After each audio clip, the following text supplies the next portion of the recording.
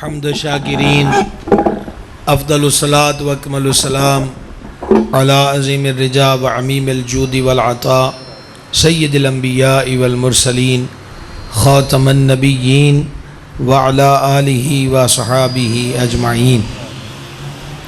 حضور سرور عالم شفیع اعظم رحمت عالم صلی اللہ تعالی علیہ وآلہ وسلم نے ارشاد فرمایا، زینوا مجالسکم بالصلاۃ علیہ، اپنی محفلوں کو ہماری ذات پاک پر درود شریف پڑھ کر خوبصورت بناؤ۔ تمہارا درود پاک پڑھنا قیامت کے دن تمہارے لیے نور ہوگا۔ ہم سب مل کر بارگاہ میں ہدیہ اصلاۃ والسلام پیش کریں۔ الصلاۃ والسلام علیکہ یا سیدی یا رسول اللہ وعلی آلک و صحابک یا سیدی یا حبیب اللہ۔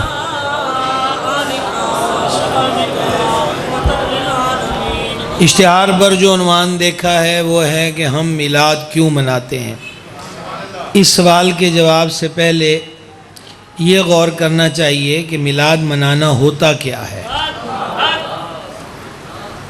یہ جو اس وقت ہم مسجد میں موجود ہیں، تلاوت قرآن ہوئی، نعت محبوب رحمان علیہ السلام ہوئی، اور میں ایک طالب علم آپ کے سامنے کچھ قرآن و حدیث کی باتیں سناؤں، اس کے بعد درود و سلام پڑھا جائے، اور اگر انتظام ہے تو شرکاء اور حاضرین میں تبرک لنگر میلاد تقسیم کر دیا جائے، سب اپنے اپنے گھروں کو چلے جائیں۔ اس عمل کو کہتے ہیں میلاد منانا۔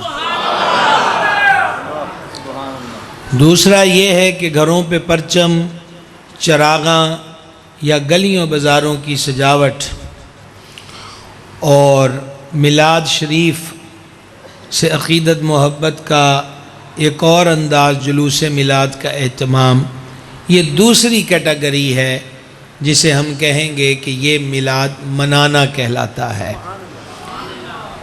اس کا جواب مل گیا جی، میلاد منانا کیا ہے؟ یہ تو حضرت بول رہے ہیں، میں تو آپ سے، یہ تو آپ خود جانتے ہیں، باتیں تو آپ سے، کلاس فیلو تو میرے آپ ہیں۔ مطلب تقریر کا مطلب تو کچھ سمجھنا، کچھ سیکھنا ہے۔ تو یہاں تک سمجھ گئے کہ میلاد منانا کیا ہے۔ یہ جو اس وقت آپ اور میں کر رہے ہیں یہ میلاد منا رہے ہیں۔ ٹھیک ہو گیا؟ اب آگے بڑھیے۔ اب اس سوال کا جواب کہ میلاد کیوں مناتے ہیں، تو اس کا ایک جواب یہ ہے کہ حضور پر نور علیہ السلام کی ذات اقدس صرف نعمت نہیں ہے بلکہ نعمتوں کی جان ہے۔ عرشوں کے مالک نے فرمایا، لقد من اللہ علی المؤمنین اذ بعث فیہم رسولا، تحقیق اللہ کریم نے مومنوں پر احسان کیا کہ ان میں اپنا مبارک مقدس رسول مبعوث فرما دیا۔ دیکھیے، من اللہ، اللہ نے احسان کیا۔ احسان جب کسی پر ہو جائے تو سامنے دو کیٹیگریاں ہوتی ہیں، ایک احسان مند کی اور ایک احسان فراموش کی۔ اب اللہ تعالیٰ نے احسان کیا، علی المؤمنین کی قید لگا دی، حالانکہ یہی قرآن ہے، اور عرشوں کا مالک فرماتا، قل یا ایھا الناس انی رسول اللہ الیکم جمیعا، محبوب اپنی مبارک زبان شریف سے اعلان کر دو، اے دنیا جہاں کے لوگو، ایھا الناس ہے، ایھا المؤمنون نہیں ہے، اے دنیا جہاں کے لوگو، میں تم سب کی طرف اللہ کا رسول بن کر تشریف لایا۔ صحیح بخاری میں مشہور حدیث ہے جسے خصائص خمسہ کی حدیث کہتے ہیں۔ فرما اللہ نے مجھے 5 چیزیں عطا فرمائیں، پھر ایک مقام پہ ہے کہ رب نے مجھے 6 چیزیں عطا فرمائیں، پھر ایک مقام پہ ہے کہ مجھے 7 چیزیں عطا فرمائیں۔ ابھی ہم 5 کی بات کر رہے ہیں۔ اللہ تعالیٰ نے مجھے 5 وہ چیزیں عطا کیں جو مجھ سے پہلے کسی نبی کو عطا نہیں کیں۔ ان 5 میں سے ایک یہ ہے کہ پہلے نبی اور رسول اپنے علاقوں کے لیے نبی بن کر آتے، اور اللہ تعالیٰ نے مجھے ساری کائنات کے لیے رسول بنا کر بھیجا ہے۔ یہ صحیح بخاری کی حدیث ہے۔ اب رسول بن کر تشریف لائیں تو اعلان ایھا الناس سے ہے۔ اب ایھا الناس میں کہوں مسجد والو، تو جب میں نے کہا اے مسجد والو تو اس سے مراد یہی مسجد کے لوگ ہیں، پورا فاروق آباد نہیں ہے۔ اور جب میں کہوں فاروق آباد شہر والوں سے میں بات کر رہا ہوں تو پھر اس میں ڈویژن فیصل آباد نہیں ہے۔ اور جب کہوں میری بات پنجاب والوں سے ہے تو سندھ بلوچستان اور کے پی کی اس میں شامل نہیں۔ اور جب کہوں وہ پاکستان والوں تو پھر پورے ملک سے خطاب ہے، لیکن ہند سے نہیں، افغانستان سے نہیں۔ ایھا الناس، الناس کی کیٹیگری کیا ہے، اس کا کرائیٹیریا کیا ہے، اس میں کتنے لوگ آتے ہیں، یہ سمجھنے کے لیے کوئی آپ کو دور لمبی چوڑی ڈکشنریاں نکالنے کی ضرورت نہیں۔ سورہ والناس پڑھیے، قل اعوذ برب الناس، آگے کیا ہے، آگے کیا ہے، ناس کا رب، ناس کا مالک، ناس کا الہ۔ تو الناس کے اندر 100 200 کروڑ 2 کروڑ خرب 2 خرب لوگ نہیں آئے، کل کی کل انسانیت آ گئی۔ تو گویا جس جس کا وہ الہ اور رب ہے، فرما کر دے پیارے ان سب میں اعلان، انی رسول اللہ الیکم جمیعا، میں تم سب کی طرف اللہ کا رسول بن کر آیا ہوں۔ لیکن جب اعلان کی بات ہوئی احسان کی، بڑا دھیان رکھیے گا بھائی صاحب، آپ کو ٹو دا پوائنٹ ساتھ چلنا پڑے گا، سمجھ گئے آپ؟ لقد من اللہ علی المؤمنین، علی الناس نہیں ہے، بن کر ناس کی طرف رسول تشریف لائے ہیں، لیکن احسان مومنوں پر ہے۔ یہ ایک کی قرآن ہے، رحمان کا کلام ہے، سمجھ گئے؟ اس میں کوئی بدلاؤ نہیں ہے۔ آخر یہ کیا ماجرا ہے کہ جب آمد کا اعلان ہو تو سب شامل ہیں، اور جب احسان کی بات ہو تو صرف مومن شامل ہیں؟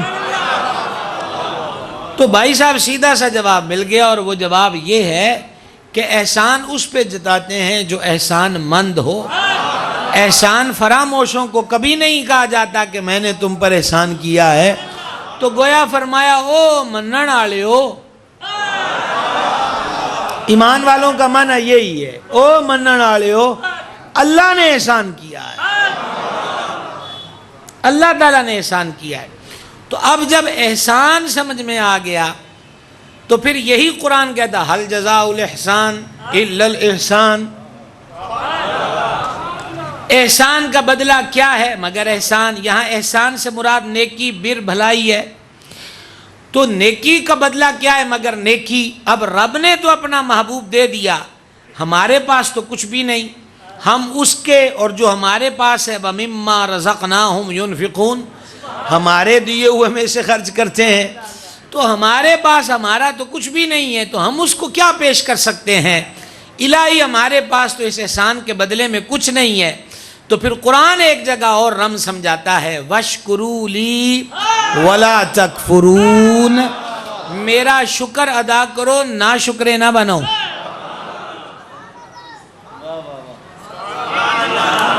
وَاشْكُرُوا لِي، جب شکر کے مقابلے میں قرآن یا حدیث میں لفظ کفر آئے تو اس سے مراد کفر حقیقی نہیں ہوتا، اس سے مراد ناشکری ہوتی ہے۔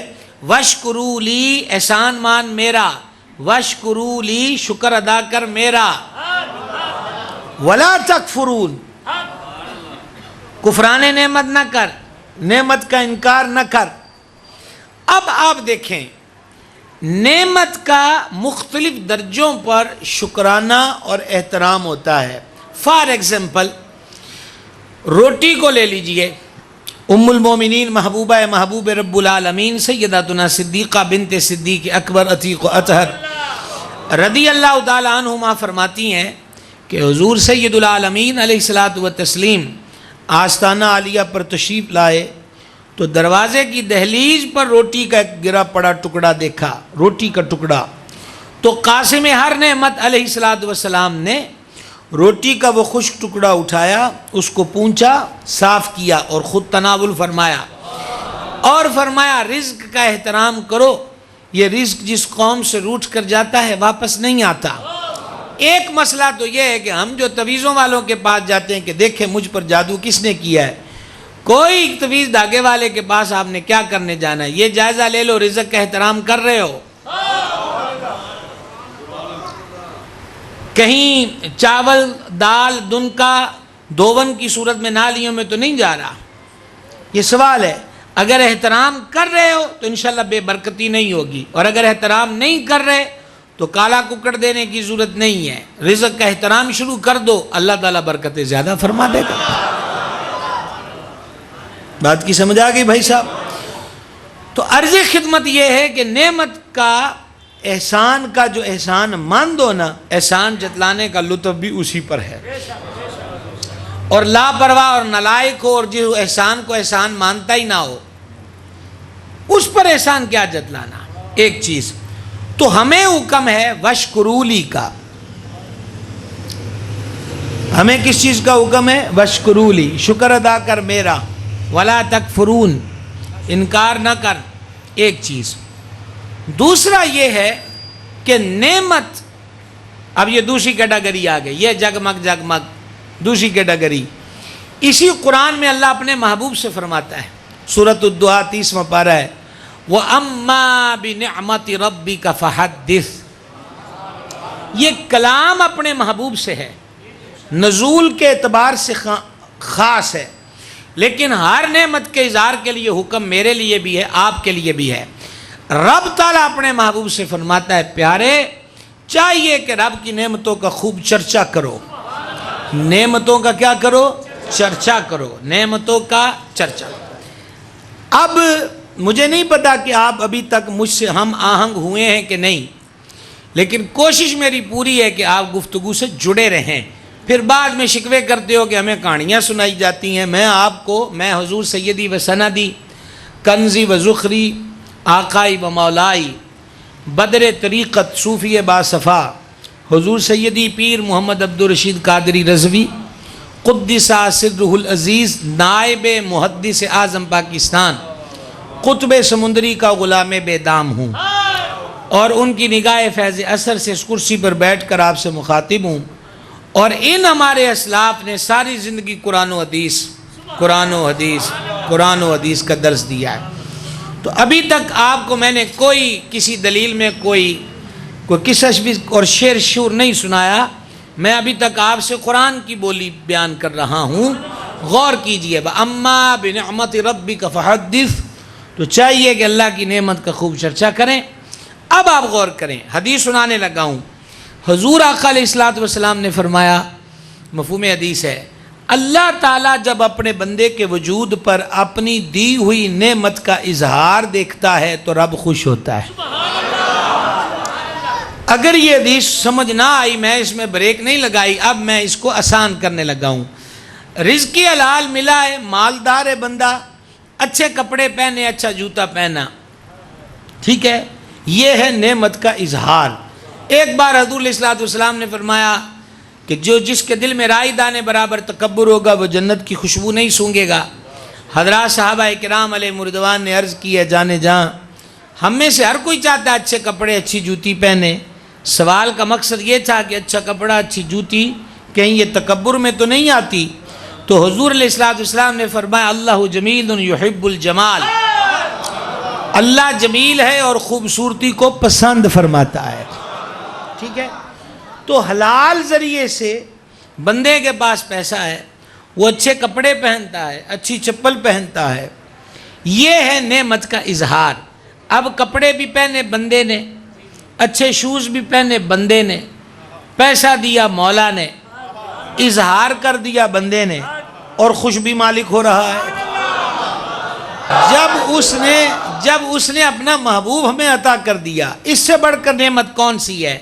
تو محض 2-4 جھنڈے، 2-4 لائٹیں، توجہ رہے گی، 2-4 جھنڈے، 2-4 لائٹیں، یہ کون سا کو قیامت کا منظر ہو گیا؟ اچھا کپڑا آپ نے پہنا ہے تو مالک خوش ہوا ہے، اگر در و دیوار کو سجایا کہ اس کا حبیب آیا ہے. سمجھ گیا؟ لیکن یہاں ایک سوال کھڑا ہوتا ہے کہ تم گھیر پھیر کے بات کو جھنڈے اور لائٹ پر لے گئے. گھیر پھیر کے کہاں لے گئے؟ لائٹ پر، جھنڈے پر یا جلوس پر. یہ کہاں ہے؟ عمومی طور پہ ہمارے بچے ہم سے پوچھتے کہاں لکھا ہے. ہم اپنے بچوں کو اپنے بزرگوں کی بولی میں پہلی چیز تو یہ سمجھاتے ہیں کہ لکھیا ویکھ کے منیا تے کی منیا. یہ تو پنجابی تھی اور عربی میں ہی رہے گی. سبحان اللہ. اکھے کتاب چ لکھیا ہوئے تے فلاں کی کتاب لکھی ہو تو مانیں گے. کلمہ لا الہ الا اللہ محمد رسول اللہ پڑھا ہے، اور محمد رسول اللہ کی ذات کو ماننے کے لیے ضرورت ہے کہ فلاں کی کتاب ہو تو مانیں گے. کیا کلمہ پڑھا ہے؟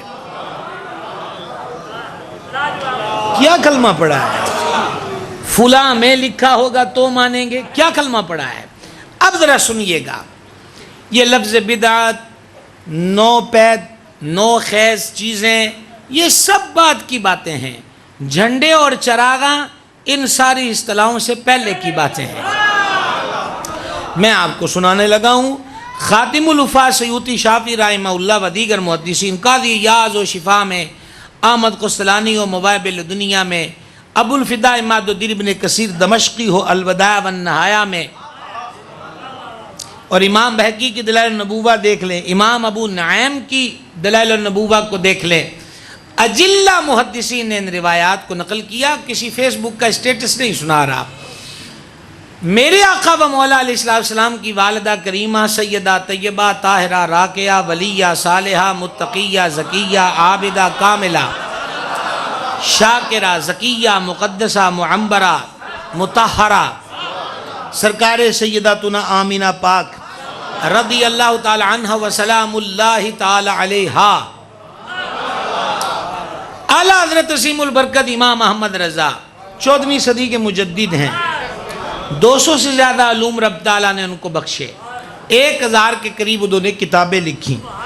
ان میں سے ایک کتاب مختصر ہے شمول الاسلام. یہ کتاب انہوں نے جانے جانا علیہ السلام کے والدین کریمین کے ایمان کے ثبوت میں لکھی. قرآنی آیات، احادیث و آثار بیان کرتے کرتے اعلیٰ حضرت فرماتے ہیں آپ حضور کے والدین کے ناموں پر ہی غور کر لو. قرآن سے بھی دلائل دیے، حدیث سے بھی دیے. چونکہ نام نامی اس میں گرامی آ گیا تو اس لیے میں آپ کو لنگر رضویہ دے رہا ہوں. آپ فرماتے ہیں کہ جس دور میں لوگوں کے نام عبد العزیٰ، عبد المنات، عبد الحبل، عبد اللات ہو، لات کا بندہ، عزیٰ کا بندہ، حبل کا بندہ، منات کا بندہ، اس دور میں میرے کریم کے والد اقدس سید و انور کا نام ہو عبداللہ. کس کا بندہ؟ کا اللہ کا بندہ شرک کر رہا ہے، یا اللہ کا بندہ نہیں ہے یہ شرک نہیں کر رہا ہے. سمجھ گئے؟ اور اعلیٰ حضرت نے لغت ڈکشنری کے اعتبار سے آمینہ کے 3 معنی نقل کیے. آمینہ کا پہلا معنی امن والی. سبحان اللہ. یہ ہر معنی ایک الگ مضمون ہے، الگ تقریر کا متقاضی ہے، اور ہمیں ایک کو نبھانا ہے. آمینہ کا معنی امن والی. نمبر 2 آمینہ کا معنی امانت والی. اور تیسرا تو وہ ہے، آپ تو ویسے ہی ذوق سے بول رہے ہیں لیکن یہ مقام بڑا اہم ہے. آمینہ کا تیسرا معنی ہے ایمان والی. تو آمینہ کا تو معنی ایمان والی ہے. کیا نام رکھے، کیا انتخاب ہے. اور امام احمد قسطلانی شافعی شارح صحیح بخاری رحمہ اللہ کہتے ہیں کہ اللہ تعالیٰ نے اس حسین اور عظیم اور جلیل جوڑے کو صرف حضور کے لیے چنا. سرکار کی کوئی اور بہن نہیں ہے، کوئی اور بھائی نہیں ہے حقیقی. دودھ کے رشتے سے تو حضرت بی بی شیمہ سعدیہ ہیں بہن، اور حضرت عبداللہ ہیں دودھ کے رشتے سے بھائی. حقیقی بہن بھائی حضور کا کوئی نہیں. کا پہلی وجہ یہ ہے کہ اس کریم جوڑے کا انتخاب صرف حضور کے لیے ہے. اور دوسرا، حقیقی بہن بھائی کیوں نہیں بنایا کہ اس شعبے میں کوئی برابری کا دعویٰ نہ کر دے.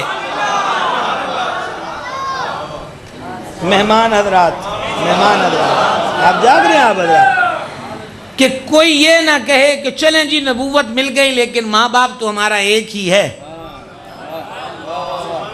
بہن کہے کہ نبوت اور رسالت ہاں ٹھیک ہے پر بہن بھائی تو ہم ماں باپ تو ایک ہے. فرما نہیں، ایک ہی ایک ہی ایک ہی ایک ہی دو کریموں سے، اس کان کرامت سے ایک ہی، اور وہ حضور کی ذات بابرکات ہے صلی اللہ تعالیٰ علیہ وآلہ وسلم۔ اب آپ واپس پلٹیے، حضرت کریمہ پاک فرماتی ہیں کہ میں نے دیکھا کہ وقت ولادت آسمان سے 3 جھنڈے اترے۔ یہ لفظ بدعت، مسائل بدعت، اقسام بدعت سے پہلے کی بات ہے۔ آسمان سے 3 جھنڈے اترے، اور بدعت بھی فروخ آباد والے کے عمل پر اطلاق ہوگا، رحمان کے عمل پر نہیں۔ آسمان سے 3 جھنڈے اترے، ایک قبلہ اول پہ لگ گیا، ایک بیت اللہ کعبہ شریف پہ لگ گیا، ایک میرے مکان کی چھت پر۔ مسجد میں داخل ہوا ہوں، بہت خوبصورت مسجد ہے، گنبد نما، ایسی مساجد آزاد کشمیر میں ہم اکثر دیکھتے ہیں۔ تو یہ جو چھت ہے اس کے اوپر کیا ہے، یا باہر کی سائڈ پہ ٹائل لگی ہے یا رنگ ہوا ہے، مجھے تو نظر نہیں آ رہا۔ آپ کو آ رہا ہو تو آپ تو سارے ولی غوث قطب ابدال تو کم از کم ہوئے، مجھے نظر نہیں آ رہا۔ تو بھائی صاحب کتنی موٹائی ہوگی؟ اتنی سی موٹائی ہو تو چھت کے پرے نہیں دکھتا۔ میرے کریم کی والدہ کریمہ کمرہ مبارک میں ہیں، فلسطین میں مسجد اقصی نظر آ رہی ہے، اور آستانے سے فاصلے پر بیت اللہ نظر آ رہا ہے، اور اپنے ہی مکان عرش نشان کی چھت نظر آ رہی ہے۔ یہ کیسے ہو سکتا ہے؟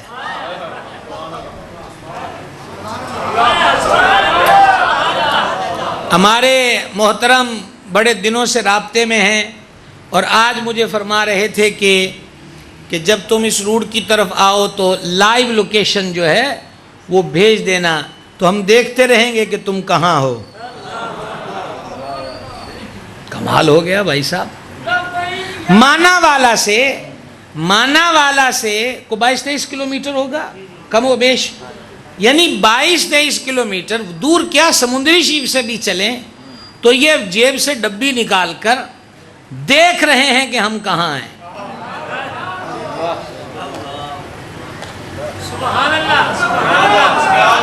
بلکہ اب تو یہ اپلیکیشنیں پلین کے بارے میں بھی آ چکی ہیں کہ جہاز کا بھی پتہ لگا سکتے ہیں کہ فلائٹ نے اڑان بھر لی، اتر رہی ہے کہ نہیں۔ یہ سلسلہ ہے، یہ کئی مرتبہ ہمارے ساتھ ہوتا ہے۔ ہمارے قریب تو حضور محدث اعظم کے شہر کا ایئرپورٹ ہے، تو انہی کی برکت سے بہت سے محبت والے ہیں، تو بہت دفعہ ایسا ہوتا ہے کہ فلائٹ لیٹ ہو گئی تو کئی گھنٹے ایئرپورٹ پہ بیٹھے رہے، تو وہ کہتے ہیں بس تم گھر بیٹھے رہو، جب کراچی سے جہاز اڑ جائے گا تو ہم بتا دیں گے، پھر وہاں سے چل پڑو۔ بھائی جی وہ کہتے ہیں نکال کے دیکھو کہاں ہے۔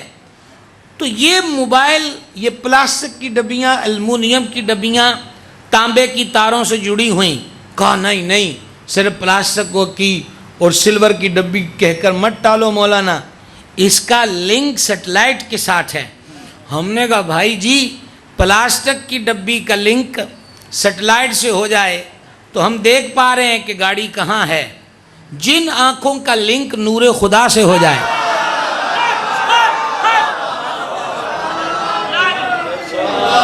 مومن کی حدیث ہے، مومن کی فراست سے بچو، مومن اللہ کے نور سے دیکھتا ہے، مومن اللہ کے نور سے دیکھتا ہے۔ یہ کیا مشکات، کیا کنز المال، کیا دیگر کتب حدیث جیسے جامع صغیر، لیکن بخاری کے اندر بھی تگڑی حدیث موجود ہے مشہور، جس کے راوی حضرت ابو ہریرہ رضی اللہ تعالیٰ عنہ، حدیث قدسی، پھر میں اس کی آنکھ بن جاتا ہوں جس سے وہ دیکھتا ہے۔ سمجھ آ گئی بات کی؟ تو اب آپ غور کیجئے گا، میرے آقا کی والدہ ماجدہ کی کرامت دیکھیے کہ اپنے کمرہ مبارک میں جائے ولادت جو ہے وہاں پر رونق افروز ہو کر آسمان سے اترتے جھنڈے، پھر ان کا نصب ہونا مختلف مقامات پر ان کو دیکھ رہی ہیں، تو کہا یہ کرامت ہے۔ ہم نے کہا یہی تو بات ہے کہ کرامت مومن کے پاس ہوتی ہے، کافر کے پاس نہیں ہوتی۔ جھنڈے لے کر کون آئے؟ سدرہ نشین جبریل امین علیہ الصلوۃ والتسلیم۔ استاد زمن مولانا اثر رضا نے کہا رحمہ اللہ، روح الامین گاڑا کعبے کی چھت پہ جھنڈا، تا عرش اڑا پھریرا صبح شب ولادت۔ جبریل امین سے جھنڈوں میں ایک حسین رمز نظر آتی ہے کہ کوئی مل آنر کارخانے والا سیٹھ रुपए धन दौलत वाला, बड़े ओहदे, बड़ी पोस्ट वाला, वो मिलाद का झंडा किसी बिजली के खंबे से घर की छत पर, दुकान पर लगाने को आर ना समझे कि मेरा मुलाजिम आएगा तो लगाएगा। बतला दिया कि हमने आम फरिश्ते से नहीं, फरिश्तों के सरदार से झंडे लगवाए हैं। तो दूसरे लफ्ज़ों में कहिए, मिलाद के झंडे लगाना कहा ये कहीं नीचों और कमियों का काम नहीं, ये तो फरिश्तों के सरदार का काम है। तो इसमें कभी आर न समझी जाए। तो झंडे का एहतमाम तो अर्शों के मालिक ने किया भाई साहब, हुआ ना। और फिर ये तारश उड़ा फिरेरा, एक एक बात पे रुकेंगे तो शब गुजर जाएगी। और हम चाहते हैं कि 1 घंटे में मजमून मुकम्मल हो। और बकौले बाबा बुल्ले शाह गल एक नुक्ते विच मुकदी है, और जब वो नुक्ता समझ में ना आए तो सिवाय नुक्ता चीनी के कुछ भी समझ में नहीं आता। तो अर्थ यह है कि रब्बुल इज़्ज़त जल्ल मजदुल करीम ने झंडे। अब दूसरी रिवायत सुनो जिसे इब्ने कसीर ने अल-बदा व नहाया में लिखा, जो पाक बीबियाँ वक्त विलादत आस्ताना शरीफ पर हाजिर थीं, उनमें एक बीबी सैयदतुना शिफा रज़ी अल्लाह ताला अन्हा है। ये हज़रत सैयदना उस्मान पाक रज़ी अल्लाह ताला अन्हु की वालदा, उस्मान गनी नहीं, ये दूसरे साहबी उस्मान पाक है। वो फरमाती हैं, मैं वक्त विलादत आस्ताना शरीफ पे हाजिर थी, मैंने देखा कि विलादत शरीफ के वक्त आसमान के सितारे झुकने लगे और झुककर हुजूर के आस्ताने के करीब आ गए।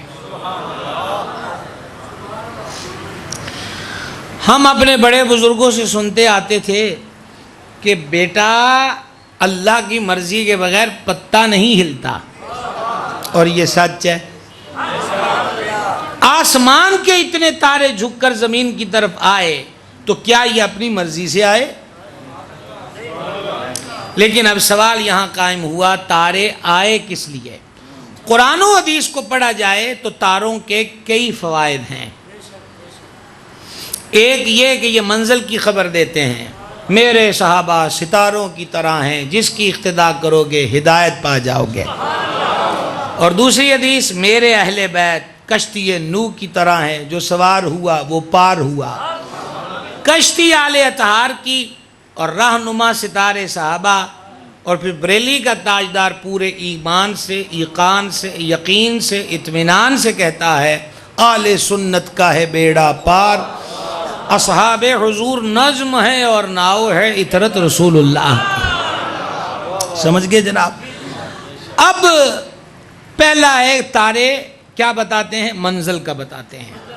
दूसरा, तारे वक्त भी बताते हैं। ये हमारे जो बुजुर्ग ज़्यादा उम्र के तशरीफ़ रखते हैं, ये रातों को दादियाँ नानियाँ हमारी वो रात को देखती, उन्होंने कहा 1 बज गया होना है, जो है तारे इंज लैन चोण ते है टाइम हो जाता है। तारे टाइम बताते हैं। आला हज़रत तसीमुल बरकत रहमहुल्लाह बदायूं शरीफ तशरीफ़ ले गए उर्स पर, तो फजर की नमाज आपने पढ़ाई, इतनी लंबी कर दी फजर कि रोशनी हो गई। बाज़ लोग तो दौड़ कर बाहर गए कि देखें कहीं सूरज निकल आया है, नमाज क़ज़ा न होगी हो।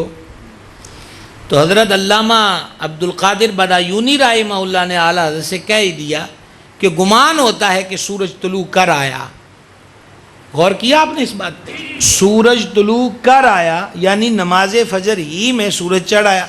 तो सूरज चढ़ आने का मतलब क्या हुआ कि फजर का वक़्त तो। आला हज़रत ने फरमाया कि नहीं, अल्हम्दुलिल्लाह फजर की नमाज अपने वक्त पर हुई है, वक्त के अंदर हुई है।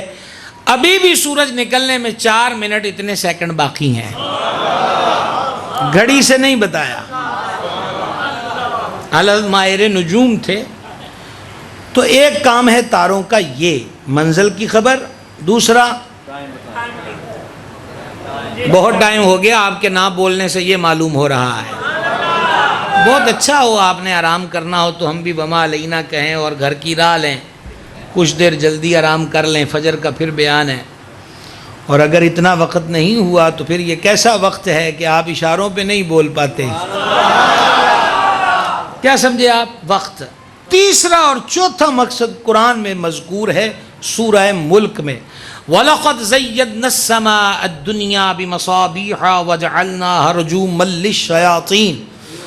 2 चीज़ें इसमें तारों की रब ने बयान की। पहली कि हमने तारों के चरागों से आसमान को مزین کر دیا، ڈیکوریٹ کر دیا، سجا دیا۔ اور دوسرا رجوما للشیاطین، انہی تاروں سے شیطان کو مارا جاتا ہے۔ 4 مقاصد سمجھ میں آ گئے، 3 تو یہاں سمجھ میں نہیں آتے کہ وہ ہوں گے، چوتھا سمجھ میں آتا ہے، وہ ہے وَلَقَدْ زَيَّنَّا السَّمَاءَ الدُّنْيَا بِمَصَابِيحَ، ہم نے تاروں سے آسمان دنیا کو سجا دیا۔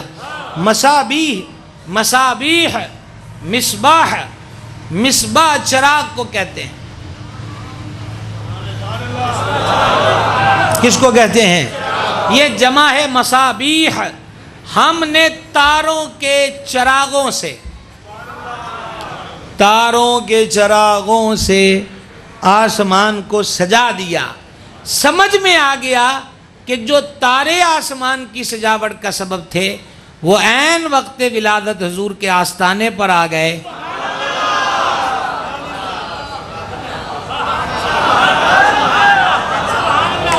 ایسا نہیں ہے کہ راستے میں مجھے اخبار کا ٹکڑا ملا، وہاں سے مضمون پڑھ کے سنا رہا ہوں، میں نے آپ کو حوالہ دے دیا ہے۔ ابن کثیر نے، باقیوں بڑے بڑوں نے اس کو لکھا ہے۔ تو تارے جھک کر حبیب کے آستانے پر آ گئے، جھنڈے بھی لگ گئے، چراغاں بھی ہو گیا، اور ہوا بھی سرکاری سطح پر۔ کیا کمال ہے حضور کا آنا اور معراج پہ جانا، دونوں مقام پر انتظام سرکاری ہے۔ ٹھیک ہے، تو کبھی کبھی کو من چلا یوں بھی کہہ دیتا ہے کہ تم بھی ستارے سجاؤ، یہ کیا 100 200 کی لڑیاں لے کے سجائی ہیں۔ تو ہم نے کہا الجھیے مت، ہم تو اس سے آگے کی سوچتے ہیں، تم تو تاروں کی سوچتے ہو، ہمارا بس چلے تو زمین پہ چاند سجا دیں کہ حضور آ گئے ہیں۔ ہاں بھائی فاروق آباد والوں کوئی سمجھ آئی بات کی؟ سمجھ رہے ہو بات کو؟ یہ بدعات کے فتووں سے پہلے کا دور ہے، پہلے کا دور ہے۔ رب نے بھیجے ہیں جھنڈے، رب نے بھیجے ہیں تارے، سمجھ گئے آپ؟ لہٰذا ہم میلاد کیوں مناتے ہیں؟ یعنی دوسری کیٹیگری، تمہید یاد رکھنا، اتنی لمبی چوڑی ہماری تمہید ہے ہی نہیں ہے۔ 2 کیٹیگریاں بتائی ہیں، ایک یہ ہے میلاد منانا، تلاوت، نعت اقدس، قرآن و حدیث کی بات ہو رہی، فضائل حبیب، سلام پڑھیں گے، دعائے خیر، یہ ہے میلاد۔ ایک گلیوں بازاروں کو سجانا، چراغاں، جھنڈے، 2 تھے نا۔ تو ہم میلاد کیوں مناتے ہیں؟ یعنی دوسری کیٹیگری، چراغاں کیوں کرتے ہیں، جھنڈے کیوں لگاتے ہیں؟ جواب یہ ہے کہ اللہ تعالیٰ کی سنت ہے، اللہ تعالیٰ کی سنت ہے، اس نے جھنڈے بھی لگوا دیے اور چراغاں بھی حبیب کے آستانے پہ کر دیے۔ لیکن پھر کبھی کبھی یوں بھی ہوتا ہے کہ ہمارے بچے ہم سے پوچھتے ہیں کہ سید عالم علیہ السلام کا وصال اقدس ربیع الاول شریف میں ہوا، تو ہم کہتے ہیں جی ہاں۔ پیر شریف کو ہوا، جی ہاں۔ تو ربیع الاول شریف میں صرف جشن ہی کیوں؟ وصال حبیب کا سوگ کیوں نہیں؟ یہ ہمارے بچے ہم سے سوال پوچھتے ہیں۔ پہلی بات تو یہ ہے، ایک چیز میں نے ابھی نہیں بیان کی، وہ ہے تاریخ، کہ 12 کو وصال ہے، یہ درست نہیں۔ اور یہ درست ہو بھی تو پھر سوال یہ ہے کہ 12 کو جشن ہی کیوں، سوگ کیوں نہیں؟ تو ہم نے کہا نہ جھنڈے ہماری مرضی کے تھے، نہ چراغاں، ایسے ہی خوشی اور سوگ کے پیمانے بھی ہماری مرضی کے نہیں، ہماری مرضی کے نہیں۔ ہم قرآن و حدیث کے پابند ہیں۔ کس کے؟ اب ہم در حبیب پر سوال پیش کرتے ہیں کہ سوگ کے بارے میں کسی کے انتقال پر ہمیں ٹائم پیریڈ کیا دیا گیا ہے، کتنے ایام، کتنے مہینے، کتنے ہفتوں کا سوگ۔ یہ صحیح بخاری پہلی جلد ہے اور یہ سوگ کے متعلقہ حدیث اگر میرا حافظہ ساتھ دے رہا ہے تو کتاب الحیض سے شروع ہو جاتا ہے یہ سلسلہ، پھر آگے بقیہ ابواب میں بھی امام بخاری نے اس کو نقل کیا ہے۔ سیدتنا ام عطیہ رضی اللہ تعالیٰ عنہ و دیگر صحابیات و صحابہ علیہ رضوان سے مختلف طرق سے اس مضمون کی حدیثیں مروی ہیں، صحیح بخاری میں بھی، صحیح مسلم میں بھی، اور دیگر صحاح و دیگر کتب احادیث کے اندر بھی۔ تو بخاری و مسلم کا مضمون آپ کے سامنے رکھ رہا ہوں کہ جان عالم علیہ السلام نے فرما دیا جو اللہ اور آخرت کے دن پہ یقین رکھتا ہے وہ اپنے کسی بھی فوت شدہ پر 3 دن سے زیادہ سوگ نہ کرے سوائے اس عورت کے جس کا شوہر فوت ہو جائے۔ اب والدین ہو، بہن بھائی ہو، چاچے تائی، مامے سجن، یار بیلی، پھوپھیاں، ماسیاں، کوئی دنیا کا فرد فوت ہو جائے، قید لگا دی گئی ہے کہ 3 دن سے آگے سوگ نہیں لے جا سکتے۔ حد بندی ہو گئی، کتنے دن؟ صرف ایک مائنس ہے اس کیٹیگری سے، وہ عورت ہے جس کا شوہر فوت ہو، اس کے لیے دن کتنے ہیں؟ 4 ماہ 10 دن، اور یہ 4 ماہ 10 دن شمسی سال کے اعتبار سے نہیں ہوں گے، قمری اعتبار سے ہوں گے، جسے ہمارے کہتے ہیں اسلامی مہینے کے اعتبار سے۔ اور یہ جو عورت ہے عدت اپنے فوتگی والے شوہر کے گھر میں کرے گی، اور اگر اس کو علاج معالجے کی ضرورت پڑے بیوہ عورت کو اور گھر میں ڈاکٹر لا کے چیک کروانے کی صورت نہ ہو تو یہ چیک اپ کے لیے ڈاکٹر کے کلینک پہ جا سکتی ہے۔ اسی طرح اگر بیوہ عورت کی گواہی پر کسی کی زندگی موت کا فیصلہ کورٹ میں ہونا ہے یا کسی کی مال جائیداد کا اس کی گواہی پر بات رکی ہے، یہ نہیں جائے گی تو نقصان ہوگا، تو فقہاء نے کہا یہ گواہی دینے کورٹ میں جا سکتی ہے۔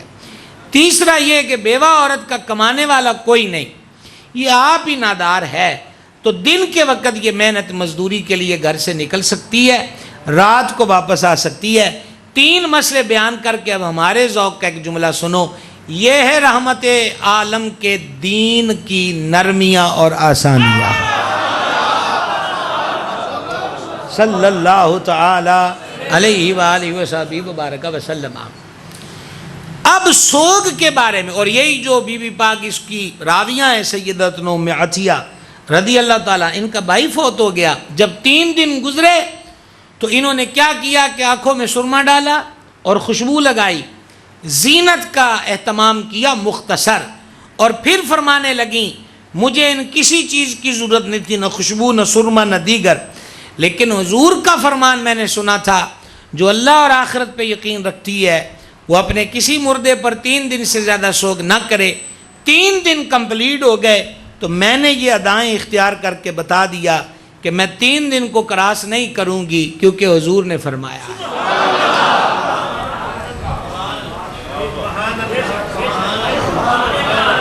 برآمدے والے صحن والوں کو بھی آواز آ رہی ہے؟ جی مسئلہ سمجھ میں آ رہا ہے؟ اب معین ہو گیا، طے ہو گیا، بغیر کسی اختلاف رائے کے، سیدھی کلیئر کٹ بات ہے، اس میں کوئی ابہام، شک، تردد نہیں ہے کہ سوگ۔ تو پھر ہم اپنے بچوں سے کہتے ہیں کہ بیٹا آپ کو کیا ہو گیا ہے، 3 دن سے زیادہ سوگ کی پرمیشن نہیں، اور آپ 1500 سال بعد ہم سے یہ تقاضا کر رہے ہیں۔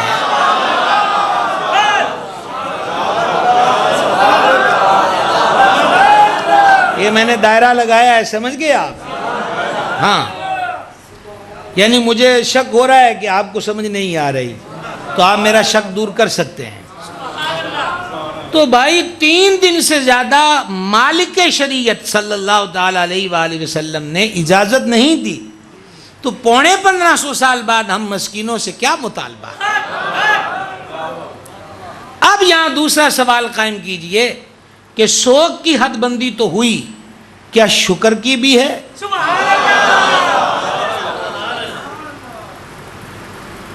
کتنے دن ہو سکتا ہے ایک خوشی پر، ایک نعمت پر شکر؟ یہ ایک سوال ہے، اس کا جواب بھی ہم اپنی من مرضی سے نہ دے سکتے ہیں، نہ دینا چاہیے۔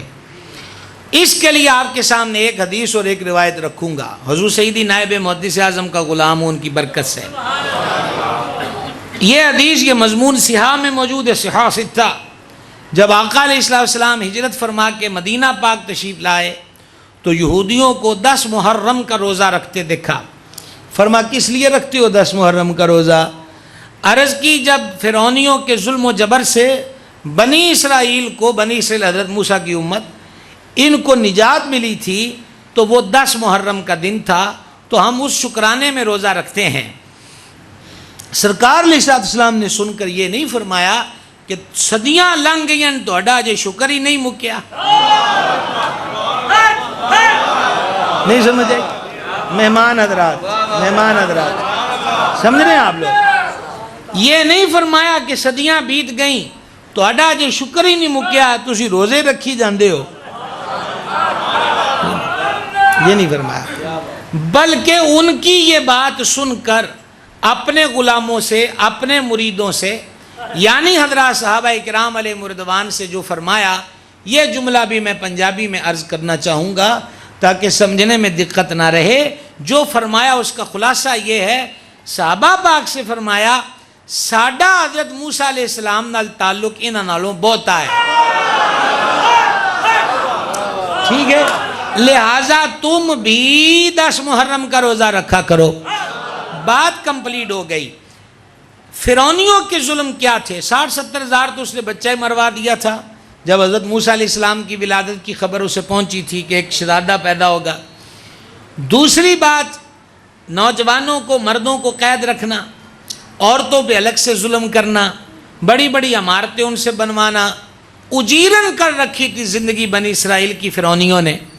نجات مل گئی اور نجات ڈے تھا 10 محرم، اس کا شکرانہ صدیوں بعد، بہت لمبا چوڑا بیچ پہ فرق ہے، صدیوں بعد، سینکڑوں برسوں بعد مدینے کے یہودی بھی رکھ رہے ہیں، حالانکہ ڈائریکٹ مدینے کے یہودیوں کو وہ نعمت نہیں ملی، ہاں اس اولاد کا تسلسل ضرور تھا کہ وہ بنی اسرائیل انہی میں سے تھے۔ صدیوں بعد بھی جو اس دن نجات ملی تھی اس کے شکرانے میں روزہ وہ رکھ رہے ہیں۔ ایک تو حضور نے ان کا رد نہیں کیا، دوسرا جن کو اس نجات سے لنک نہیں، کاش کہ یہ تھوڑا اوکھا مقام ہے سمجھائیں، جن کا وابستگی اس جیت کی نہیں، وہ بنی اسرائیل تو نہیں ہے، ان کا لنک نہیں ہے، ان کو بھی فرما دیا کہ تسی بھی اس خوشی کی شریک ہو جاؤ۔ وہ نجات جو حضرت موسیٰ علیہ السلام کے دور میں بنی اسرائیل کو ملی تھی اس کا لنک حضرات صحابہ کرام سے تو کوئی نہیں بظاہر، تو گرامی قدر حضرات جو نعمت ڈائریکٹ ملی بھی نہ ہو اس کے شکر میں بھی شریک کی کر دیا جائے۔ حضور تو ملے ہیں،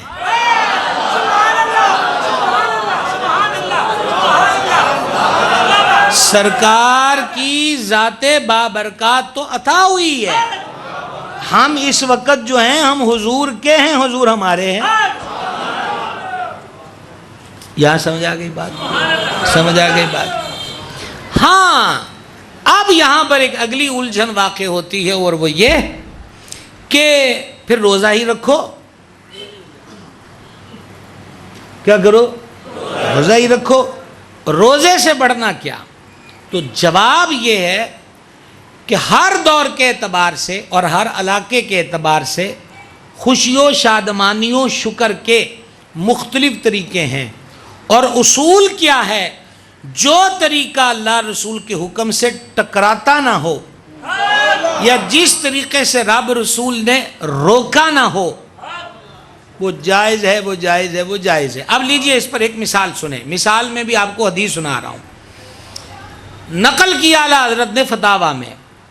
جان عالم علیہ السلام نے رات کو گزر فرمایا، امیر کشور محبت، شہنشاہ صداقت سیدنا ابو بکر صدیق العتیق رضی اللہ تعالیٰ عنہ کے آستانے کے قریب سے صدیق پاک آہستہ آہستہ قرآن پڑھ رہے تھے۔ پھر گزر ہوا مراد رسول کریم سیدنا عمر بن خطاب فاروق اعظم رضی اللہ تعالیٰ عنہ کے آستانے سے، وہ اونچی اونچی اللہ کا ذکر کر رہے تھے۔ پھر گزر ہوا راس العشاق مؤذن رسول سیدنا بلال حبشی رضی اللہ تعالیٰ عنہ کے قریب سے، وہ یہ آیت پڑھ رہے ہیں، یہ آیت مختلف آیتیں ملا کے پڑھ رہے ہیں۔ سرکار علیہ السلام نے سویرے ان تینوں سے فرمایا کہ ہم رات گزرے، صدیق تم آہستہ آہستہ ذکر کر رہے تھے، عرض کی کریم میں جس کا ذکر کر رہا تھا نا، اونچی کروں وہ تب بھی سنتا ہے، آہستہ کروں تب بھی سنتا ہے۔ فرما عمر تم اونچی آواز میں کر رہے تھے، عرض کی ہے میری جان ہے میرے آقا، میں بلند آواز سے ذکر اس لیے کر رہا تھا کہ جو سو رہے ہیں وہ جاگ جائیں اور شیطان بھاگ جائے، جو سو رہے ہیں وہ جاگ جائیں اور شیطان بھاگ جائے۔ فرما اے بلال رضی اللہ تعالیٰ عنہ، تم قرآن کی مختلف آیتوں کو پڑھ رہے تھے، مختلف آیتیں، مثلا جیسے ہمارے یہاں ختموں میں اینڈ پر مختلف آیتیں پڑھتے ہیں، کبھی یہ عرض کی حضور رب کا سارا کلام ہی خوشبودار ہے، طیب ہے، تو میں مختلف آیتوں کو، گویا ان کی عرض کا مقصد تھا کہ میں مختلف آیتوں کا گلدستہ تیار کر رہا تھا۔ اب ذرا اس پر اگلی 2 لائنیں ہماری سنو بھائی جی۔ تینوں سے یہ سن کر آقا علیہ السلام نے یہ نہیں فرمایا کہ تانوں میں انج کرندہ آکھیا ہے،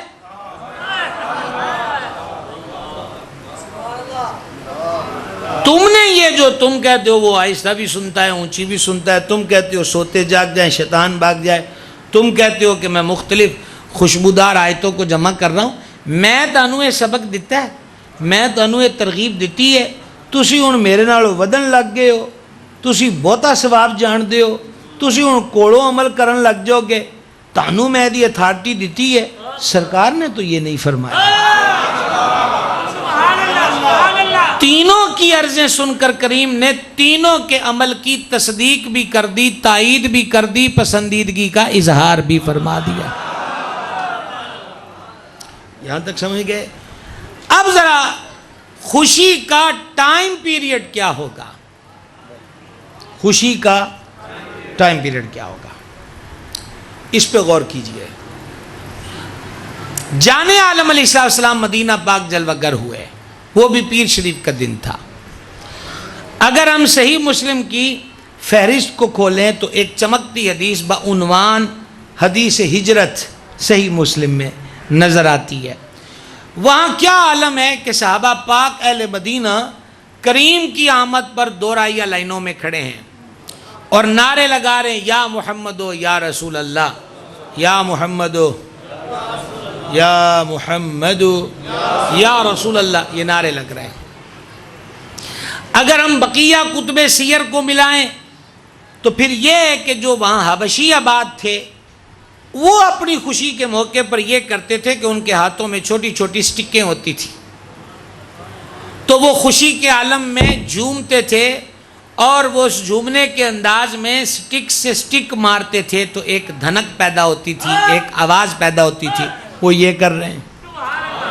قاضی یاز کی شفا شریف دیکھیے تو یہاں ایک اور حسین رنگ نظر آتا ہے، توجہ یہاں رکھیں گے آپ حضرات، یہاں ایک اور حسین رنگ نظر آتا ہے، ایک اور حسین رنگ۔ راوی کہتے ہیں کہ جب حضور مدینہ پاک میں جلوہ گر ہوئے تو میں نے دیکھا کہ مدینہ پاک کا ذرہ ذرہ روشن ہو گیا ہے۔ ٹھیک، ایک قدم آگے بڑھیے، بنی نجار کی چھوٹی چھوٹی بیٹیاں چھت پہ چڑھ گئیں اور انہوں نے دف بجائی اور دف پر کلام پڑھا، طلع البدر علینا من ثنیۃ الوداع وجب الشکر علینا ما دعا للہ داع۔ ثنیۃ الوداع، ثنیۃ الوداع یہ ایک جگہ کا نام ہے۔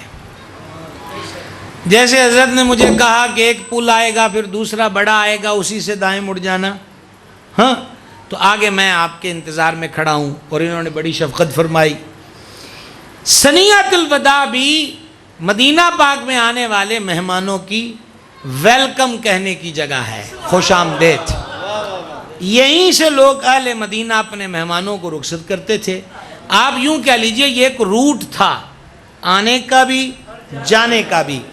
اب ہم سے اس پہلے 2 مصروں کا ذوق آور ترجمہ سنیے۔ طلع البدر علینا من ثنیۃ الوداع، گویا یہ مضمون نظر آ رہا ہے کہ وہ پڑھنے والی پڑھ رہی ہیں اور لکھا بھی تو کسی ایمان والے نے ہے، ایسا تو نہیں ہے کہ مکے سے ابو جہل نے SMS کر دیا کہ میں کلام بھیج رہا ہوں واٹس ایپ پہ اور آپ اسے پڑھ لو. نہیں سمجھ آئی آپ کو؟ تو بھائی جی یہ کو ابو لہب کا لگا ہوا فیس بک پہ اسٹیٹس نہیں تھا یا اس کی کوئی پوسٹ نہیں تھی کہ حضور مدینے آ گئے تو میں نے یہ شعر لکھے. غیروں سے اس کی توقع نہیں، ہمیشہ یہ اپنوں ہی کا کام ہے. اور وہ شروع میں ہم کہہ چکے، ایک ہے احسان مند، ایک ہے احسان فراموش. یہ کلام احسان فراموشوں کا نہیں ہے، احسان مندوں کا ہے. اب ذرا جتنے علماء کرام یہاں تشریف فرما ہیں، میں سب کے اسماء شریفہ سے واقف نہیں ہوں، سب علماء ہمارے سروں کے تاج ہیں، سب کی نظر سبق سنانے کی غرض سے کہہ رہا ہوں.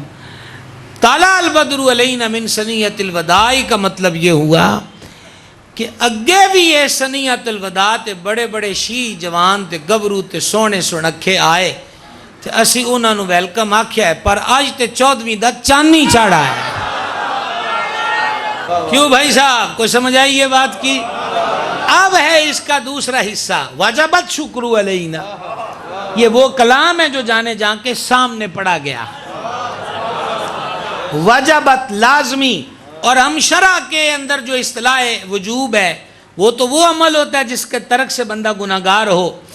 وجبت شکر علینا بڑا ہی ضروری ہو گیا ہے ساڈے تے شکر منانا. ہم میلاد کیوں مناتے ہیں؟ یہ جواب ہے اس میں.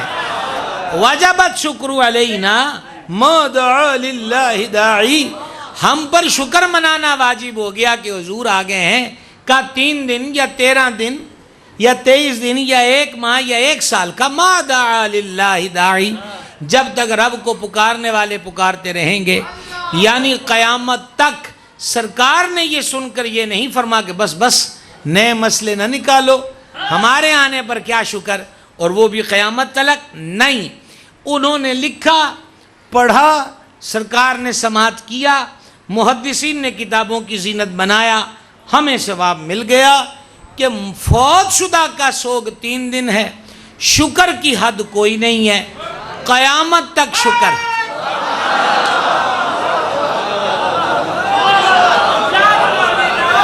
سمجھ گئے بھائی صاحب؟ شکر قیامت تک، شکر قیامت تک، شکر قیامت تک.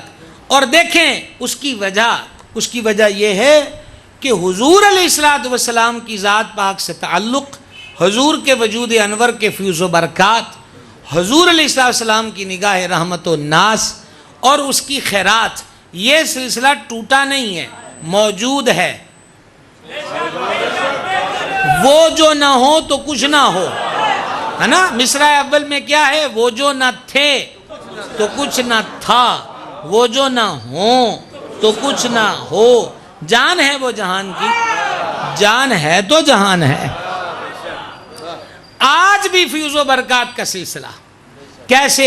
آقا علیہ السلام نے ایک مقام پہ فرمایا، حیات خیر لکم و ممات خیر لکم، ہماری حیات ظاہریہ بھی تمہارے لیے خیر، ہمارا پردہ کر جانا، موت کا ذائقہ چکھ جانا، یہ بھی تمہارے لیے خیر. صحابہ پاک نے عرض کی، حیات انور تو سمجھ میں آئی کہ روح انور دیکھتے ہیں، مسائل بارگاہ میں لاتے ہیں اور اپنے مسائل حل ہوتے پاتے ہیں، لیکن جب پردہ فرما جائیں گے، مزار انور میں تشریف لے جائیں گے تو تب ہمارے لیے خیر کیسی ہوگی. فرما تمہارے اعمال ہم پر پیش کیے جائیں گے، تمہارے اعمال بعد از وصال مزار گوربار میں تمہارے اعمال ہم پر پیش کیے جائیں گے. اچھوں کے عمل دیکھ کر خوش ہوں گے، بروں کے عمل دیکھ کے رنج بھی ہوگا، بخشش کی دعا بھی مانگیں گے. تو جب فیض کا سلسلہ بحال ہے، عطاؤں کا سلسلہ قائم ہے، بخشش کی دعا ویسے ہی مل رہی ہے، تو شکر میں سٹاپ کیسا؟ بات سمجھ میں آ گئی؟ یہ مختصر باتیں کرنے کے بعد اتنی کافی ہیں. اختتام اس بات پہ کرنا چاہوں گا، نمبر 1، میلاد شریف میں جو قابل اصلاح پہلو ہیں ہمیں انہیں اگنور نہیں کرنا چاہیے. جہاں جہاں اصلاح کی ضرورت ہے ان امور میں ہمیں لازم اصلاح کرنی چاہیے. وجہ ہماری غلط حرکت کی وجہ سے سرکار کے میلاد پر کوئی انگلی نہ اٹھائے۔ کوئی بات کی سمجھ آئی ہے؟ پھر ساڈا ہونا کی ہویا؟ ساڈا ہونا کی ہویا جو کو مالکاں والی انگلی چک دے؟ پھر ساڈا ہونا کی ہویا؟ ٹھیک ہے، مثال کے طور پر پہلی گزارش، جو ہمارے بچے جوان بھائی یہ پہاڑیاں اور سجاوٹیں بناتے ہیں، بنائیں، ہم اسے ناجائز و حرام نہیں کہتے۔ پہلی بات کا خیال رکھیں کہ راستے پر نہ بنائیں کہ جس سے لوگوں کی آوازجابی متاثر ہو، ٹھیک ہے؟ یہ نہیں کہنا کہ انہوں نے عشق کی کوئی نہیں ہے، گلی نہیں بند کرن دیں دے۔ گلی بند کرنا عشق نہیں ہوتا میرے بھائی، ہمیں راستے کھلے رکھنے کی تلقین ہے، راہ سے تکلیف دہ چیز ہٹانے کی ترغیب ہے۔ تو آپ ایسی جگہوں کا انتخاب کر لیں کہ جہاں لوگوں کی آوازجابی متاثر نہ ہو۔ دوسرا، اس میں یہ میوزیکل چیزیں یا بت، اس قسم کی اشیاء کو ہرگز نہ رکھیں۔ جانے جہاں علیہ السلام نے فرمایا میں بتوں کو اور آلات موسیقی کو توڑنے کے لیے بھیجا گیا ہوں۔ تیسری چیز، ان سجاوٹوں پہاڑیوں کو دیکھنے کے لیے سال ہا سال سے جو کام بڑھ رہا ہے وہ تشویشناک بھی ہے، پریشان کن بھی ہے، اور سخت سخت سخت میلاد شریف کی روح کے خلاف بھی ہے۔ اور وہ ہے کہ ہماری بہنیں بیٹیاں ہیں جو وہ سجاوٹیں دیکھنے نکلتی ہیں، پھر غول کے غول، پھر بے پردہ، پھر اس میں بے راہ۔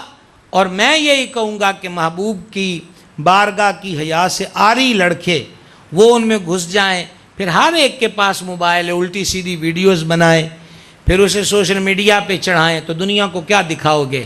کیسے میلاد ہوتا ہے؟ کیا سمجھ آئی ہے؟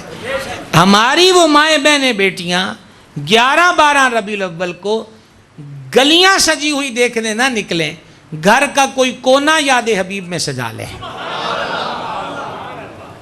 گھر میں بیٹھ کر محافل کریں، درود شریف پڑھیں، ذکر اذکار کریں، غول کے غول باہر نکل کر یہ سلسلہ نہ کریں۔ پہلی گزارش آگئی سمجھ؟ آگئی سمجھ۔ دوسرا یہ ہے چراغاں اور لائٹنگ، یہ جو بھی کرے ہرگز ہرگز غیر قانونی طریقے سے بجلی کا استعمال نہ ہو، چوری کا اس میں دخل نہ ہو۔ اور تیسرا، گلی میں کسی کے میٹر میں تار لگانی ہے تو اس کی اجازت کے بغیر نہ ہو۔ یہ سارے احکام شریعت کے احکام ہیں، ٹھیک ہے؟ اچھا، اب اس میں کیونکہ بجلی مہنگی ہو گئی، کسی بیچارے غریب مزدور کا گھر بیچ میں آن پڑا اور وہ آپ سے معذرت کر لے کہ بھائی میں اجازت تو نہیں دے سکتا، میری مجبوری ہے، تو اس پہ فتویٰ نہیں لگانا کہ یہ عاشق نہیں ہے۔ میری یہ سوچ ہے، میں اپنے مسلمان بھائی کے لیے یہ نیک گمان رکھتا ہوں کہ جس نے اپنی غربت کی وجہ سے آپ کو لائٹنگ کے لیے اپنے میٹر میں تار نہیں لگانے دی، تو وہ آپ سے معذرت کر کے پتہ نہیں رات کتنا رویا ہو حضور کے دربار میں، کس قدر اس نے فریادیں کی ہوں کہ کریم میرے حال پہ بھی نظر کریں کہ میں انہا جوگا تے ہو جاواں کہ اے اگلے سال اے خدمت سر انجام دوا۔ لہذا اس پہ فتویٰ مت داغیں، انہوں عشق نہیں، انہوں محبت نہیں، یہ پیمانے خود طے نہ کیا کریں، یہ پیمانے اور ضابطے خود نہ بنایا کریں۔ پتہ نہیں کس کی کتنی مقبولیت ہے، کس کی کتنی منظوری ہے، ایک یہ چیز ذہن میں رکھیں۔ تیسرا یہ ہے کہ گلیوں بازاروں میں سادہ جھنڈے سبز لگائیں، گنبد خضرا شریف کی شبیہ اور نقش نالے پاک کی جو شبیہ ہے، یہ کوئی ٹرک گزرا نیچے آئے، جیسے کل آج صبح بھی بڑی تیز آندھی ہمارے علاقوں میں تو چلی، کل بھی ایسا ہوا، تو یہ جو سلسلہ ہے کہ وہ ٹوٹے پھر فرش پہ آئے، سادہ جھنڈا ایک الگ میٹر ہے، لیکن اوپر گنبد خضرا شریف کی تصویر و شبیہ ہو، تو پھر یہ ایک مزید ادب کا تقاضا ہے کہ سادہ لگا لیے جائیں۔ جیسے یہ مسجد ہے، مسجد کے اندر گنبد خضرا شریف والا کہ وہ ٹوٹ کر کو آئے گا بھی تو قالین ہے، فرش ہے، پاک صاف جگہ ہے، اس کا اہتمام کیا جائے۔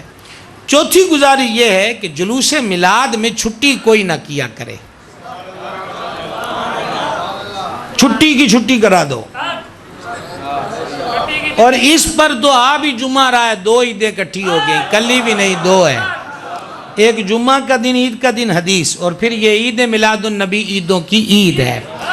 کیا کرنا ہے جی؟ اپا سال بعد کو 2 گھنٹے پیدل ٹورن دا سواد بھی نہ لئیے، سرکار کی آمد مرحبا، ان نعروں سے اپنے آپ کو مستفید نہ کرے. میں نہیں کہتا فرض واجب ہے، جو نہیں آیا وہ مجرم ہے، نہیں.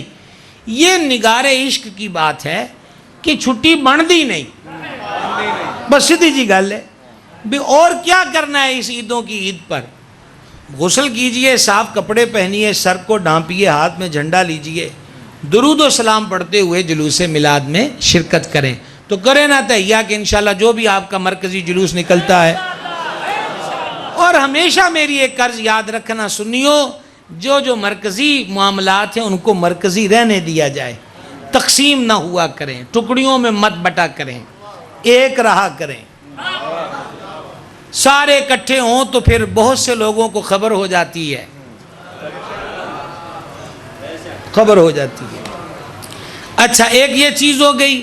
اسی کے اندر ایک بڑی ضروری چیز یہ ہے کہ جب آپ جلوس میں جا رہے ہوں، ایسی کوئی جگہ آ جائے، کوئی دکان مکان آ جائے، کوئی عبادت گاہ آ جائے کہ جو حضرات میلاد شریف نہیں مناتے بلکہ مخالفت کرتے ہیں، تو وہاں رک کر ضد بازی میں نعرے مت لگائیں کہ بس ہم رک گئے، ہم ان کے خلاف نعرے لگائیں. آپ کسی کے خلاف نعرے لگانے نہیں نکلے تھے، آپ تو حضور کے لیے، سرکار کے ذکر کے لیے نکلے تھے.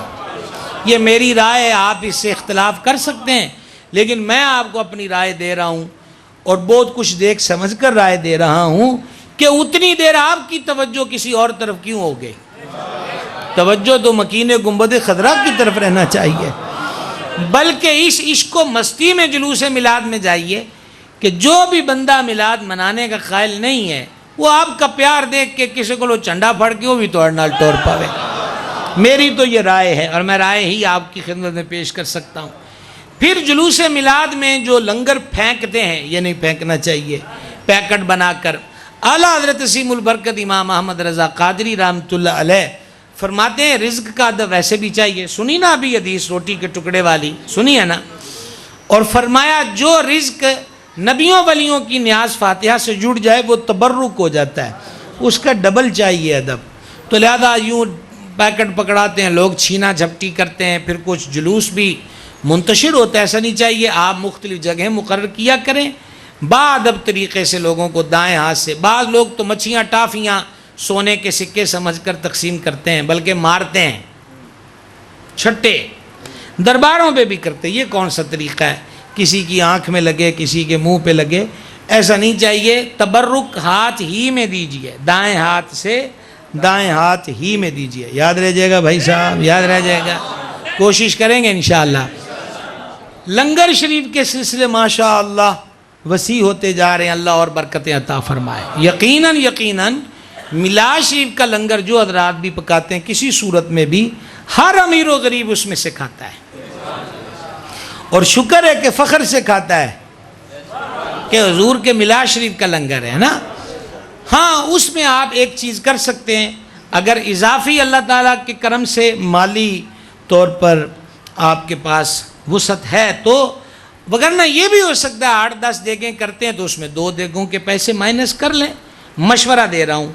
اور وہ 1000 روپے یا 12ویں شریف کی نسبت 1200 مزید اب توفیق دے 5,000 5 دن پاک کی نسبت سے، تو لفافے بنا لیں، اس کے اوپر لکھ دیں میلاد شریف کی عیدی، میلاد شریف کی یا عید میلاد کی عیدی.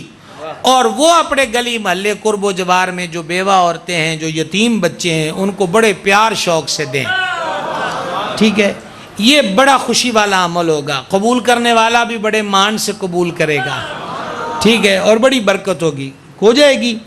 ایک کسی سے ریلیٹڈ میلاد منانے کا ایک اور حسین طریقہ وہ یہ بھی ہے کہ آپ میں سے جو مل کارخانے والے ہیں، بڑی دکانوں والے ہیں، جہاں کئی مزدور کام کرتے ہیں، انہوں نے آپ سے بیٹی کی شادی یا کسی گھر کے مریض کے آپریٹ کے لیے کو 8-10 مہینے کی ایڈوانس تنخواہیں لی ہوں، اس پر کہ ہر ماہ کٹواتے رہیں گے. وہ کسی کی اب کو 1000 باقی ہے، کسی کا 10,000 باقی ہے، کسی کا 15,000. اگر آپ کے پاس بھی گنجائش ہو تو ایسے لوگوں کو صبح ہی بلائیے، چائے وائے پلائیے اور کہے یار حضور کا میلاد شریف کا مہینہ آ گیا ہے اور تمہارے اتنے پیسے باقی ہیں، کیوں لینے تیرے تو پیسے، بس تینوں وہ میلاد دا تحفہ کر دیتا. کیا خیال ہے؟ سرکار خوشیاں ہی تو بانٹنے آئے ہیں، آنسو ہی تو پوچھنے آئے ہیں. روتے ہوں کو ہنسانے ہی تو آئے ہیں، اجڑوں کو آباد کرنے تشریف لائے ہیں۔ تو ہم اس طرز پر بھی میلاد شریف کا حصہ بن جائیں۔ اور آخری بات یہ، سجن یار بیلیوں کی برتھ ڈے پر تو گفٹ یاد ہے کہ گفٹ دینا ہے، ہر بار میلاد گزرتا ہے، حضور کو تحفہ کیوں نہیں پیش کرتے؟ اور گفٹ میں چوائس کا جو خیال ہے وہ بڑا ہوتا ہے کہ کسی اگلے کو کیا پسند ہے۔ کریم فرماتے ہیں نماز میں میری آنکھوں کی ٹھنڈک ہے، تو نماز پنجگانہ کا ارادہ پکا ٹھکا کر کے یہ تحفہ پیش کر دیا جائے، چہرے پر داڑھی شیف سجا کر یہ تحفہ دے دیا جائے۔ سود سے، ملاوٹ سے، رشوت سے، زنا سے، بدنگاہی سے، ماں باپ کی گستاخی و بے ادبی سے، ظلم سے، جبر سے، ملاوٹ سے، دھوکے سے، خیانت سے، وعدہ خلافی سے، ان تمام چیزوں سے میلاد والے آقا علیہ السلام نے روکا ہے۔ تو لہٰذا خدا نہ خواستہ ان برائیوں میں سے کوئی برائی اپنے اندر ہو، سچی توبہ کر کے یہ تحفہ حضور کی جناب میں پیش کر دیا جائے کہ آقا آپ کا میلاد آ گیا، اب میں یہ برے کام نہیں کروں گا۔ دل ہی دل میں، یہ دل کے سودے بڑے قیمتی ہوتے ہیں، اگر ہو جائیں تو پھر سبحان اللہ، کمال کی بات ہے۔ مالک ہمیں عمل کی توفیق دے۔